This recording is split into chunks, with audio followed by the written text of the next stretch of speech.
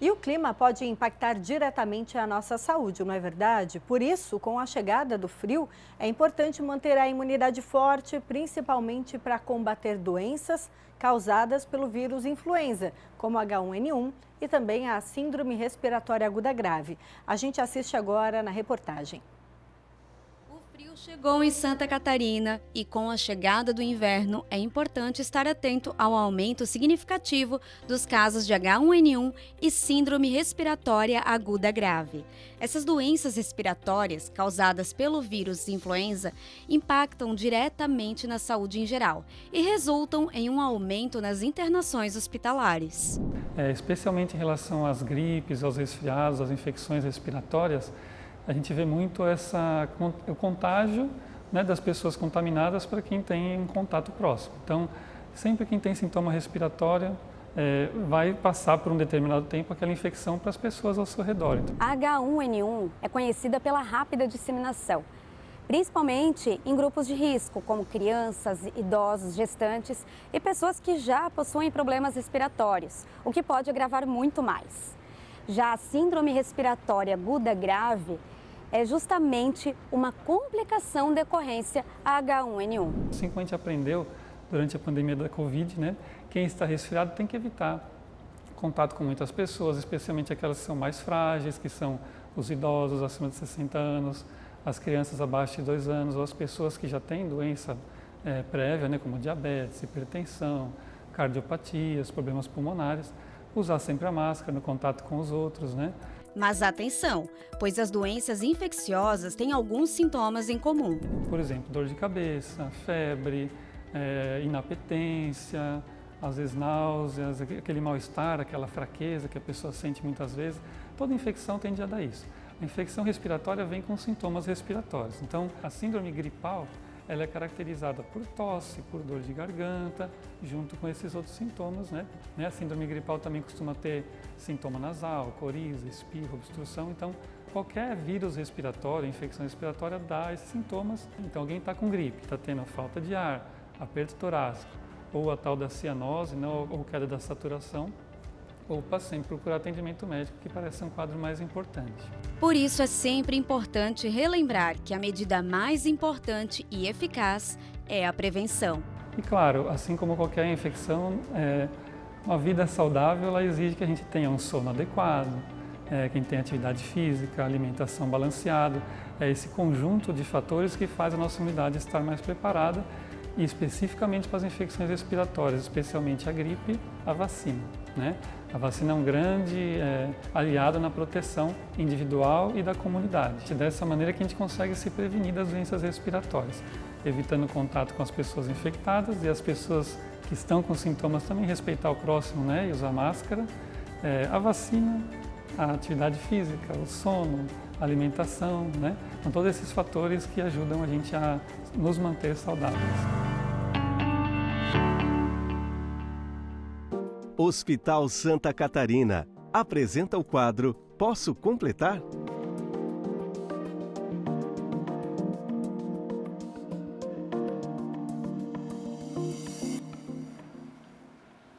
E agora, para completar a nossa reportagem, esclarecer melhor o assunto para você, temos aqui o infectologista Amaury Miele Filho, médico do Hospital Santa Catarina, o único que cuida da sua saúde por completo. Boa tarde, doutor, seja bem-vindo. Boa tarde, muito obrigado. Quais os tipos de vírus que nós temos hoje, que são circulantes e que podem nos trazer essas doenças, incluindo a H1N1 e também a síndrome respiratória aguda grave? Olha, a gente vive num momento interessantíssimo que eu chamo de ecologia viral. Nós temos hoje 7 vírus circulando entre crianças e adultos, coisa que nunca aconteceu na história da medicina e de uma forma contínua, não é sazonal, não é só relacionado a inverno ou verão. É contínuo desde 2021. Mas os que mais levam a gente a se preocupar em relação à evolução, prognóstico, internação, o influenza, sem dúvida alguma, que vem com a gente desde 2009, desde do H1N1 lá de 2009. Já circula há mais tempo. Há muito tempo, então já é um veterano, vamos dizer assim. O vírus sincicial respiratório, que pode acometer tanto crianças pequenas quanto adultos, idosos acima de 60 anos, né? e o SARS-CoV-2, o vírus da Covid, que continua entre a gente de uma forma muito subnotificável, que a gente hoje não tem mais ideia da proporção desse vírus na comunidade. Agora, com tantos vírus circulando, né, na comunidade, o diagnóstico também está melhor, doutor? Não, infelizmente não. Tecnicamente sim, mas a gente vê que não estão sendo testadas aquelas pessoas que eventualmente podem ser pessoas que vão levar isso adiante. Crianças, pessoas que trabalham em empresas, em locais onde você pode ter aglomeramento. A importância do diagnóstico etiológico, ou seja, é influenza, é vírus da Covid, é vírus sincicial, hoje existe. Você tem um exame, um teste que faz a pesquisa dos 3 vírus. Então, identificar esse vírus significa isolar essa pessoa, deixá-la fora do contexto da transmissão, uma semana. Eu acho que isso contribuiria em muito para diminuir a incidência desses vírus. Com um diagnóstico mais certeiro, o tratamento também fica mais fácil, né? Sim, embora a gente praticamente só tem medicamento antiviral para a Covid. É bom lembrar que existe antiviral para a Covid hoje, liberado pelo SUS, né, uma medicação que para pessoas de risco vale a pena tomar, via oral, é uma medicação chamada Paxlovid. É como se fosse uma prevenção? Não, ele é um antiviral. É um antiviral. É para o tratamento de quem está doente. Né? Ele existe hoje no SUS para ser distribuído para quem for de risco para a Covid. Existe o Tamiflu, né, que é o oseltamivir, uma medicação para uso da influenza, e para o vírus sincicial nós não temos medicamento, é apenas sintomático.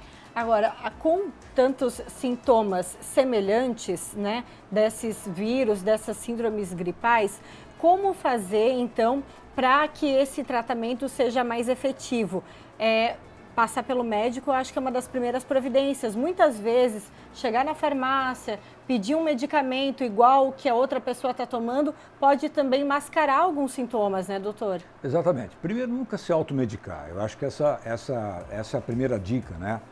Procurar um atendimento médico, porque infelizmente o que nós vemos é muita prescrição de antibióticos. E vírus não se trata com antibióticos, né? Antibióticos, corticoide, isso é prescrito excessivamente. E muitas vezes uma autoprescrição, né? A pessoa que ainda sobrou lá um finalzinho de antibiótico em casa, ela vai lá e pega e toma. Não, deu certo da outra vez, vai dar certo agora. Então, essa coisa de não se medicar é muito importante. E primeiro e segundo lugar é você avaliar a gravidade, que aí entra dentro da temática síndrome respiratória aguda grave, né? Que é o que a gente está discutindo com essa matéria, que é aquela pessoa que vai precisar de cuidados hospitalares. Então, aquela pessoa que está com tosse, febre, mal-estar, mas ela tem falta de ar, a saturação, muitas pessoas ainda têm aquele oxímetro em casa. Sim, é verdade. Né? Na época ainda da pandemia, né? E dá para mais usado. Dá para usar. Uma saturação abaixo de 95%, você tem que procurar atenção médica num adulto, né? Então você tem dor no peito, às vezes as extremidades ficam azuladas, a gente chama de cianose, isso indica uma pouca oxigenação. Esse indivíduo precisa ter uma tomografia, precisa ter um raio-x, precisa ser avaliado em ambiente hospitalar, porque provavelmente ele vai precisar de cuidados diferentes. Doutor, o nosso público do Ver Mais já está habituado a participar com a gente e tem pergunta para você. Vamos olhar aqui no telão. Vinícius, é verdade que H1N1 demora mais para se recuperar? Fiquei uma semana com febre e ainda me sinto fraco. Vinícius, varia muito de paciente para paciente, varia bastante.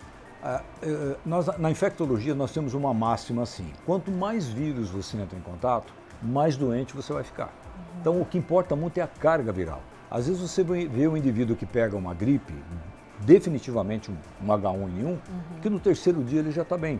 Provavelmente ele teve uma imunidade que respondeu bem, mas ele teve pouca carga viral. Então, quando o indivíduo se expõe a uma alta carga viral, é possível que ele evolua mais tempo doente e aí, consequentemente, mais tempo para se recuperar.